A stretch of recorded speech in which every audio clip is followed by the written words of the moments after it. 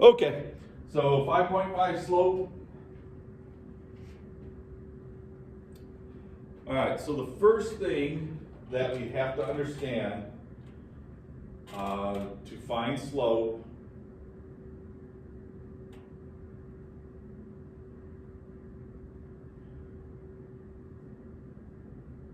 we must set up y over x. Okay, so you got to get used to y over x. So when the graph or table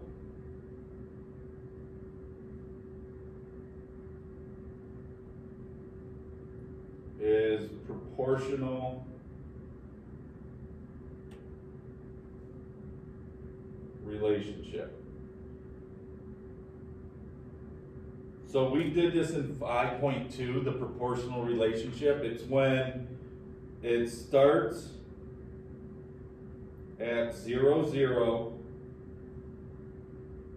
and goes at a constant rate.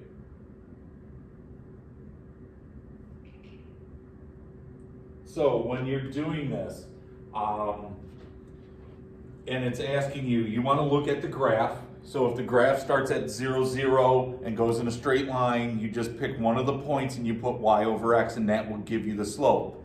If it tells you the table is a proportional relationship, you use the table, pick one of the points, and put y over x. If you don't know if it's a proportional relationship, I will show you how to solve the slope then. But if you know it's a proportional relationship where it starts at 0, 0, goes at a constant rate, all you have to do is put y over x. So for an example, well, that's not a very straight line graph, but this is my y, this is my x.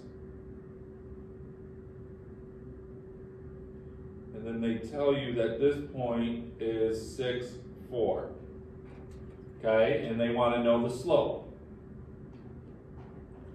So we're going to put our y over our x.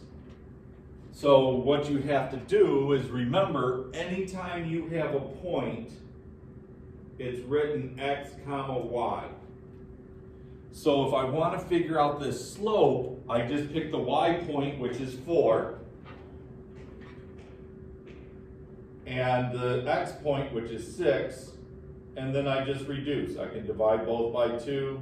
My slope is 2/3. Okay? So it's not difficult to solve, and it's very simple to solve as long as it's a proportional relationship where it starts at 0 and goes through. You just got to pick one of the points, but you got to remember to put y over x. Addison, yes? So what happens if you get to one slope, I guess you could call it, that's both like possibly 8 and 8 or 6 and 6? Then it would be 1. Okay. If you had a point that had, say, the y was 12 and the x was 6, and you got 12 over 6, your slope would be 2. You don't make it a mixed number though, if it's not going to work out evenly. So say it was reversed and it was 6 over 4. I would still just reduce it to 3 over 2. I wouldn't put 1 and 1/2. The only time you can simplify is if it works out evenly. So you could go, the slope is 2, the slope is -4. And I don't even think we're working with negative slopes yet, so you don't have to worry about negative. But make sure there's a reason why you want to leave it in fraction form, and we'll go over that. Okay, now if it is not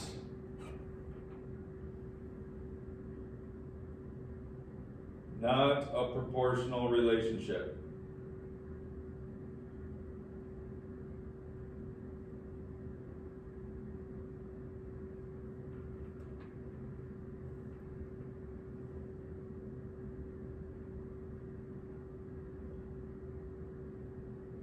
okay, your slope will equal y1 minus y2 over x1 minus x2. Now, that does not mean powers. There's no powers there. It's just saying you're going to have 2 points that you have to pick. This will be your first point, and then you put a minus sign, and this will be your second point. So we'll work on solving the slope when it's not a proportional relationship.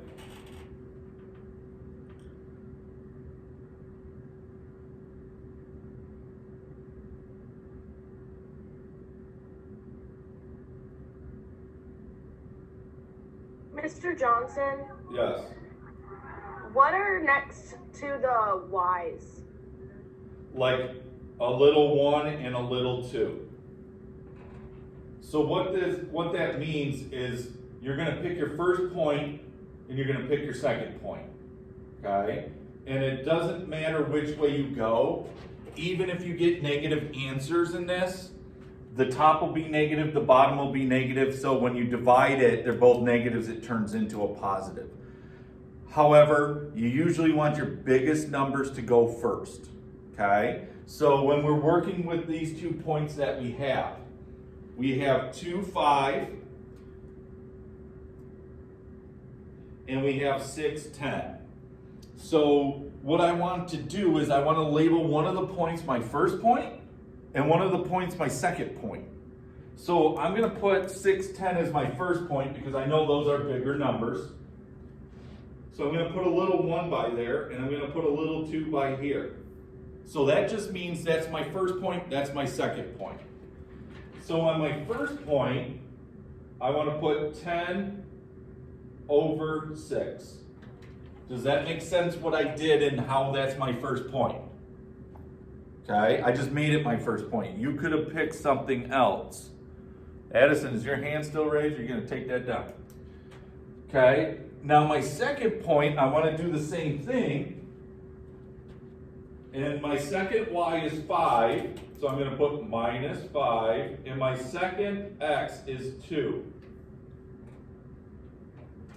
So when I do this, I get an answer of 5 over 4. And that's what my slope equals.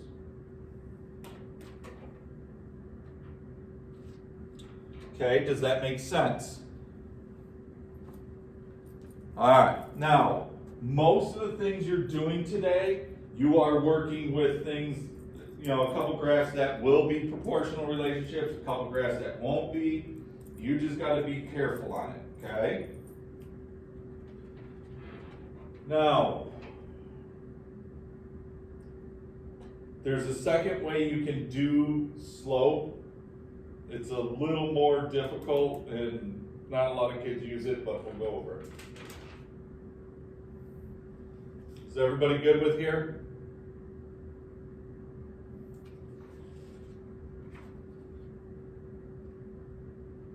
All right.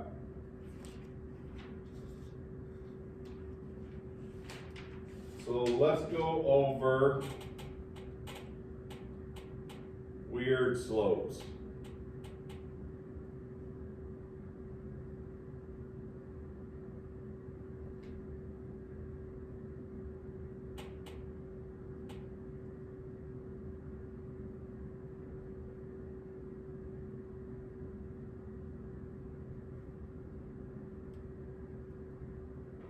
All right, so these two types of slopes right here, one is going to be 0 and one is going to be undefined, okay? If you figure out the slope of a floor, the slope is always 0, okay?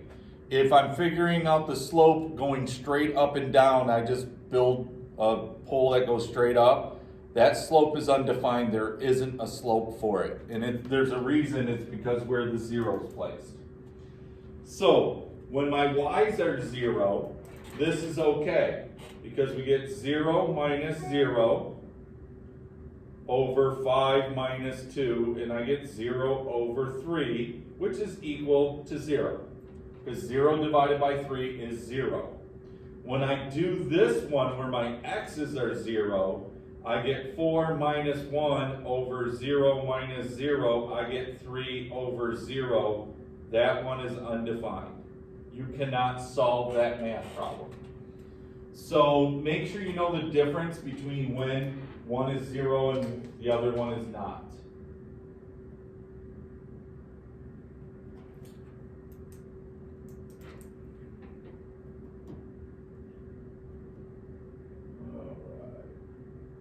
think we can be good on this.